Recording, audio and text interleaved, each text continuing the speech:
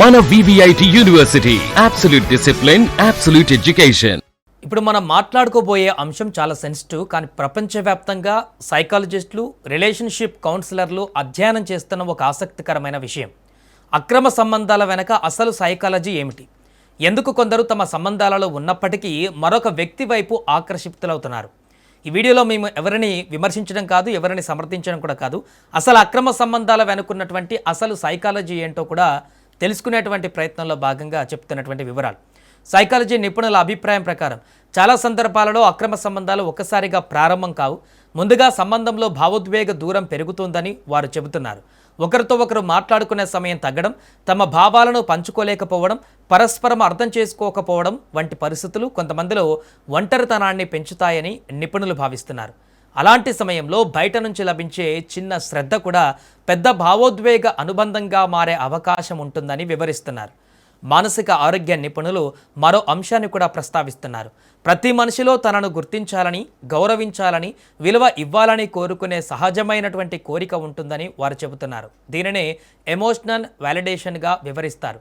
ఇంట్లో లేదా ప్రస్తుత సంబంధంలో దొరకని గుర్తింపు బయట దొరికితే కొందరు ఆ వ్యక్తితో భావోద్వేగంగా దగ్గరవుతారని, అయితే అలాంటి పరిస్థితి ప్రతి ఒక్కరిలో ఒకే విధంగా ఉండదని కూడా నిపుణులు స్పష్టం చేస్తున్నారు.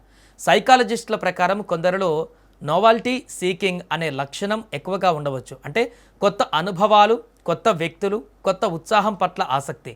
అయితే ఈ లక్షణం ఉన్న ప్రతి వ్యక్తి అక్రమ సంబంధం పెట్టుకుంటారని చెప్పడం సరైంది కాదని వారు హెచ్చరిస్తున్నారు. వ్యక్తిగత విలువలు, ఆత్మ నియంత్రణ, సంబంధం పట్ల నిబద్ధత వంటి అంశాలు కూడా నిర్ణయాలలో కీలక పాత్ర పోషిస్తాయని వారు చెబుతున్నారు. ఇటీవలి కాలంలో సోషల్ మీడియా, మెసేజింగ్ యాప్లు కూడా సంబంధాల స్వభావాన్ని ప్రభావితం చేస్తున్నాయని కొందరు రిలేషన్షిప్ నిపుణులు అభిప్రాయపడుతున్నారు. ఒక సాధారణ పరిచయం, తరచూ జరిగే చాటింగ్, భావోద్వేగ విషయాలను పంచుకోవడం ద్వారా కొందరిలో కొత్త అనుబంధాలు ఏర్పడే అవకాశం ఉంటుందని వారు చెబుతున్నారు. అయితే టెక్నాలజీ సమస్య కాదని, దాన్ని ఉపయోగించే విధానమే ముఖ్యమని కూడా స్పష్టం చేస్తున్నారు. సంబంధాలలో సమస్యలు ప్రతి కుటుంబంలో రావచ్చని సైకాలజిస్టు చెబుతున్నారు. కానీ ఆ సమస్యలను ఎలా ఎదుర్కొంటామనేదే సంబంధం భవిష్యత్తును నిర్ణయిస్తుందని వారు చెబుతున్నారు.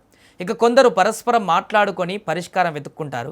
మరికొందరు కుటుంబ సభ్యులు లేదా కౌన్సిలర్ల సహాయం తీసుకుంటారు. ఈ మార్గాలు సంబంధాలను బలోపేతం చేయడంలో ఉపయోగపడతాయని నిపుణులు సూచిస్తున్నారు. చివరగా మానసిక ఆరోగ్య నిపుణులు చెప్పే ముఖ్యమైనటువంటి విషయం ఏంటంటే, అక్రమ సంబంధాల వెనుక ఉన్న సైకాలజీని అర్థం చేసుకోవడం అంటే వాటిని సమర్థించడం కాదని, అలాంటి పరిస్థితులు ఎందుకు ఏర్పడతాయో తెలుసుకోవడం ద్వారా సంబంధాలను మరింత ఆరోగ్యకరంగా ఎలా ఉంచుకోవచ్చో నేర్చుకోవడమేనని దాని యొక్క అసలు ఉద్దేశమని వారు చెబుతున్నారు.